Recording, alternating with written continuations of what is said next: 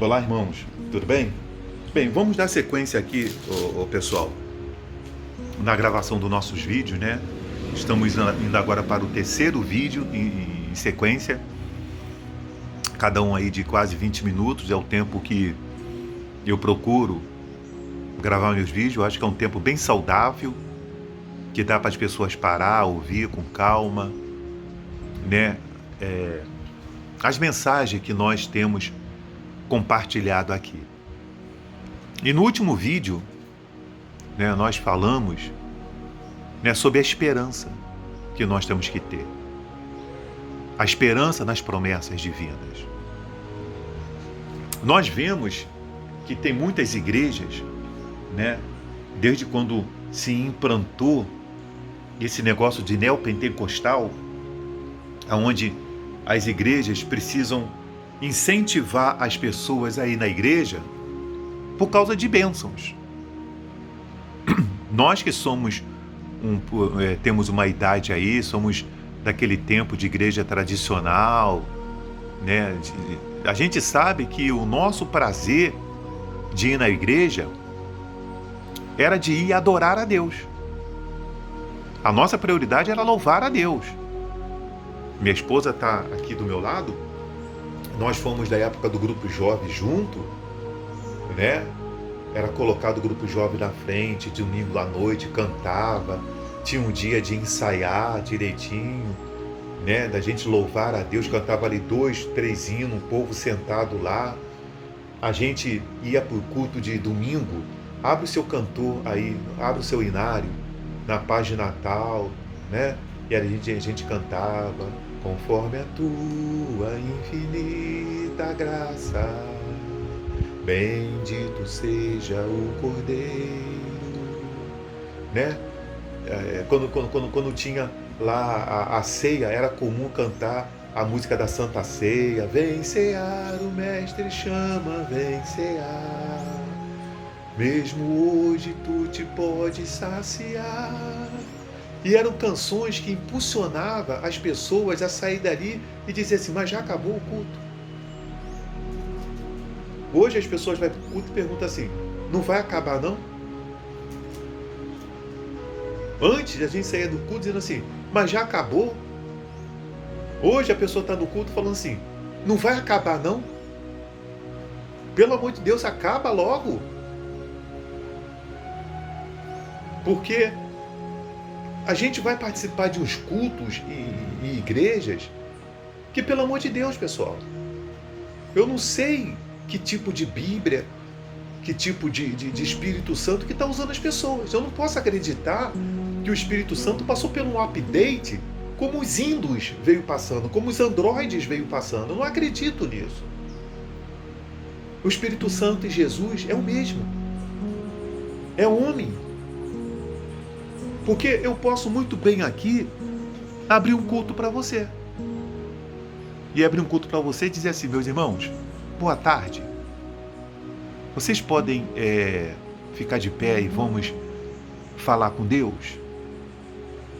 Aí eu posso pegar hoje, né, segunda-feira, e cantar com você: nesta tarde feliz, neste santo lugar, eu marquei um encontro com Deus. Seu amor é real, sua paz gozarei. Eu marquei um encontro com Deus. Basta que me toque, Senhor. Nós estamos acostumados com isso. Mas às vezes você vai no culto, fica de pé. Satanás que está ali, Satanás que está cá, Satanás que está lá, o demônio que está ali, demônio que vem para cá, demônio que sobe para lá, demônio que está ali, demônio que... E você já não entende nada. A pessoa que entra, fala assim: eu vou ali ouvir de Jesus. Aí ela ouve 2 vezes falar de Jesus, mas ouve 10 vezes falar do Exu. Foi como eu falava com a minha esposa, que a gente foi fazer um exame, a gente estava lá fazendo um exame, a gente olha às vezes para a pessoa do nosso lado, a pessoa está quase morrendo já. A pessoa está respirando assim, ó. Aí bota uma televisão na frente da pessoa, dizendo só de morte. Porque a Globo fala só de morte. Eu tava lá sentado lá, aí daqui a pouquinho eu olho pro meu lado assim, tem uma pessoa lá quase morrendo para fazer exame. Olho para minha esquerda, a outra quase morrendo. Aí eu olho para minha frente, a televisão dizendo assim, ó, morreu fulano, levou facado o cicrano. Aí eu falei, meu Deus do céu, aqui nesse ambiente deveria colocar tudo quanto é tipo de programação, outro tipo de programação, menos que falasse de morte. Parece que tá ali doido, o camarada é sócio, dono de funerária, sei lá, se morrer aqui, mais um pro meu negócio, entendeu? E fica ali, bota outro programa, um desenho de pica-pau, sei lá, uma música clássica, alguma coisa do próprio consultório, entendeu? De promoção, forma, não sei, tem lugar que a gente é assim. Então, a igreja de Cristo precisa se despertar para pregar esperança e fazer com que as pessoas, quando cheguem na igreja, elas saiam da igreja realmente falando assim, eu saí com a presença de Deus, eu saí com a presença de Deus. Porque o que vai manter a pessoa aqui fora é ela levar a presença de Deus junto com ela. Entende, meus irmãos? Então você chega na igreja, você vão participar daquilo ali, entendeu? O importante é você ser abençoado, quando não é uma crítica, entendeu? Usa o altar para se defender, usa o altar para poder defender a política, usa o altar para defender a placa da igreja. Veja bem, o trabalho dos saduceus e dos fariseus não era, pessoal, eles não eram placa de igreja. Eles eram lá pessoas que tinham conhecimento do Torá, conhecimento lá do filacotério, né? O que tem um pergaminho dentro. Eles lutavam, eles eram enrijecidos contra aquilo ali. Eles eram enrijecidos contra a graça que veio com Jesus Cristo. Por isso que eles não queriam abrir mão da lei, porque a lei lhes garantia benefícios. A graça de Jesus não. A graça de Jesus iria fazer com que eles perdessem muitos benefícios. Por isso que muitas igrejas não querem pregar sobre a graça. Porque a graça não vai obrigar você a dar dízimo. A graça não vai obrigar você a fazer muitas coisas que muitas igrejas aí querem obrigar as pessoas a fazer. A graça de Cristo Jesus vai fazer com que você se converta a Ele, vai fazer com que você sirva a Jesus. E uma vez você convertido, tá? Eu vou voltar depois ali em Samuel, uma vez você convertido, olha o que vai acontecer uma vez você convertido. Olha aqui. Olha o que acontece. Aqui, ó. Como viviam os convertidos e perseveravam na doutrina dos apóstolos, na comunhão, no partir do pão e nas orações. Em cada alma havia temor e muitos prodígios e sinais eram feitos por intermédio dos apóstolos. O apóstolo não precisava, pessoal, ficar implorando em sete terça-feira para a pessoa ser curada. Não precisava implorar 12 sexta-feira para a pessoa ser liberta. Muitos prodígios aconteciam porque havia temor no coração, porque eles levavam temor no coração das pessoas. Eles pregavam para as pessoas que Jesus era o Salvador, que elas tinham que se entregar para eles, que elas tinham que se batizar nas águas, que elas tinham que ter comunhão com Deus. Então o coração delas estava tão em Jesus que as portas do milagre estavam abertas. As portas do milagre estavam abertas. Como, por exemplo, como esse pé de árvore que está aqui, ó. Ele tem comunhão com a terra. Está em comunhão com a terra. Está ali, ó. Vai dar os seus devidos frutos. Tem um pé de abacate aqui fora que está lotado de fruto, de goiaba do lado. Porque eles estão em comunhão. É um relacionamento com a natureza e com Deus. Quando nós contraímos o relacionamento com Deus, nós somos o milagre. Nós somos o milagre. Vamos passar por angústia? e aflições? Vamos! Mas nós somos o milagre. Então, aquela igreja era uma igreja que todos creram, estavam juntos e tinham tudo em comum. Vendiam as suas propriedades e bens, distribuindo o produto entre todos, à medida que alguém tinha necessidade.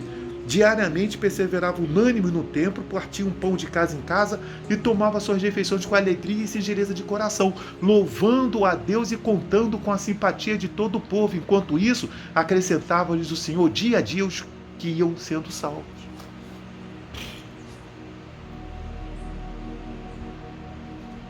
Então, meus irmãos, a salvação, ela depende mais de você do que quem está lá pregando. Para a sua alma ser salva, depende muito mais de você. Como eu disse, da esperança, né? Fica colocando esperança em homem. Olha como é que está o nosso país, a briga política que está. Eu sou desse lado. Não, eu sou desse lado. A gente já sabe, por exemplo, eu já sei de qual lado eu estou. O lado de Deus. Eu não estou do lado do diabo. Correto? Eu assumo isso, eu estou do lado de Deus. Politicamente falando, se o voto é secreto, a minha opção também é secreta. Eu não vou para a rede social para brigar por político. Meu voto é secreto. Eu voto em quem eu quiser. Agora, claro, que entre escolher entre Deus e o diabo, eu vou ficar com Deus. Correto? Entre Jesus e os demônios, eu vou ficar com Jesus. Pronto, ponto. Então, a esperança tem que se colocar em Deus. O povo, na época de Samuel, rejeitou Deus. E Deus falou, diga para eles lá como é que vai ser a vida deles na mão de Deus. Aí, depois que Samuel, no capítulo 8, do versículo 7 em diante, falou lá quais seriam os direitos do rei, e disse assim, olha, quando esse rei fizer tudo isso com vocês, oprimir vocês, tirar tudo de vocês, escravizar seus filhos, suas filhas, se vocês clamar a Deus, vocês não vão ser atendidos.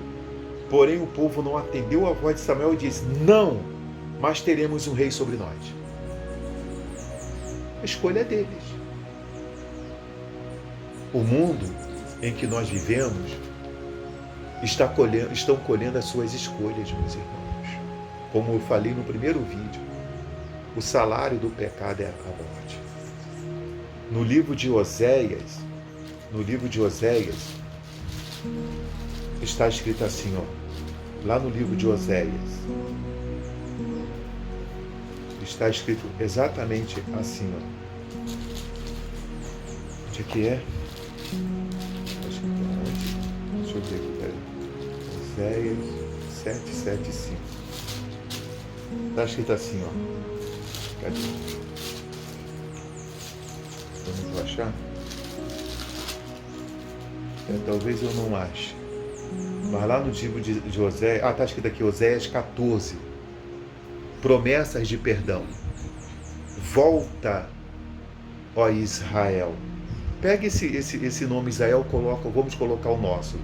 Para o Senhor teu Deus, porque pelos teus pecados estás caído. Já reparou que aonde existe a frase pecado tem desgraça no final, pessoal?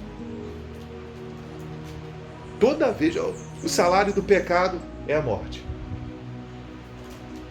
Volta pelo que teus pecados estás caído. Toda vez que aparece essa frase assim, pecado, o final vai ser alguma coisa ruim que vem aí, alguma coisa negativa que vem. O pecado, ele é tão ruim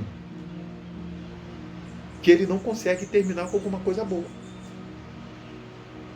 A atitude pecaminosa das pessoas são tão nocivas que o final não é coisa boa. O final não é coisa boa. Mas quem vive para Jesus? Quem vive longe do pecado? Quem vive para servir a Jesus? Quem vive realmente que se converte a Jesus? Não é esses crentes que estão por aí, esses que carregam o título de pastor aí, e são assassinos, porque está na moda pastor assassino agora, né? O que mais aparece aí agora em noticiário é que o fulano matou o cicrano, aí bota lá, pastor fulano de tal, ou então pastora. Está na moda, mas isso é bíblico. Jesus falou, o primeiro sinal que Jesus disse para os seus discípulos, né, quando ele falou assim, quais sinais da consumação do século? Não se engane, muitos virão em meu nome. Foi a primeira coisa que ele disse. Muitos virão no nome dele. Agora, qual é o meu papel de um atalaia? De alguém que Deus levantou, escolheu para poder falar isso aqui? É alertar você. Porque, pessoal, olha, não há interesse que o meu canal vá para frente mesmo por parte do diabo, não. Tudo que o diabo puder fazer para esse canal ficar atrofiado, não ter visualizações, não ter visita, ele vai fazer. Porque nós pregamos aquilo que ele não quer. Quer ver esse canal ter audiência? É se eu começar a falar aqui de prosperidade, olha, você vai dar isso, você vai crescer, você vai conquistar isso. Eu começar a ficar aqui, entendeu? Fazendo barulho de que você vai ser curado, de que você... Porque isso é que atrai. As pessoas querem isso. Mas falar sobre salvação, falar sobre a graça, falar sobre largar o pecado, eu me lembro que tem um amigo meu, o nome dele é Eduardo. Eu era pastor de uma igreja e ele era pastor da outra, e a gente saiu de manhã, assim, fomos conversar, né, como foi o culto na igreja, né? Aí ele falou assim, rapaz, hoje eu preguei sobre a salvação, e teve um senhor, marido de uma senhora lá, que foi visitar a igreja hoje, e ele chegou no final do culto e falou, pastor, o senhor pega muito pesado com esse negócio de salvação. Falou, pastor, pega pesado com o negócio de salvação. Por quê? As pessoas querem ir na igreja e elas querem receber a salvação a forma delas. Olha, eu quero minha salvação, mas eu vou dar uma bicudinha ali, vou tomar um danonezinho ali de alcoólico, né? Eu quero minha salvação, mas eu gosto de dar um tapinha. Eu gosto de, entendeu? Ter a minha esposa em casa, mas eu gosto de tomar uma caipirinha, um cafezinho por fora, né? Não custa nada ganhar um dinheirinho aí de uma outra forma. E querem ser salvas assim. O que a Bíblia diz aqui, ó? O que a Bíblia diz aqui? Eu vou ler de novo lá, vou ser repetitivo do que eu já disse no outro vídeo lá. Aqui, ó. E a todos os mentirosos, a parte que lhes cabe será o lago que arde com fogo e enxofre, a saber, a segunda morte. Mentira! Está mentindo. Está mentindo. Muitos vão comparecer aqui, ó, no juízo final, no capítulo 20, versículo 11, para os juízos de Deus, mentirosos. Não deu para mim poder ir na igreja. Não deu o quê? Mentiroso. Você teve a sua oportunidade. Todos tiveram a sua oportunidade. Mas jogaram a oportunidade fora. A salvação da alma, ela é tão importante que eu costumo dizer o seguinte: um homem sem salvação, viver e morrer sem salvação, melhor ele não ter nascido. Que ele continuasse a ser aquele espermatozoide que morreu, que não conseguiu passar lá para se tornar um ser vivente, para tornar-se um feto, um ser vivente. Melhor seria que ele não viesse à existência, do que ele vinha à existência, passar por essa vida sem salvação, morrer sem salvação e viver a eternidade no lago de fogo. Meu irmão e minha irmã, saiba de uma coisa: o arrebatamento da igreja vai acontecer e este mundo vai ter um fim. Que Deus abençoe a todos e até o próximo vídeo.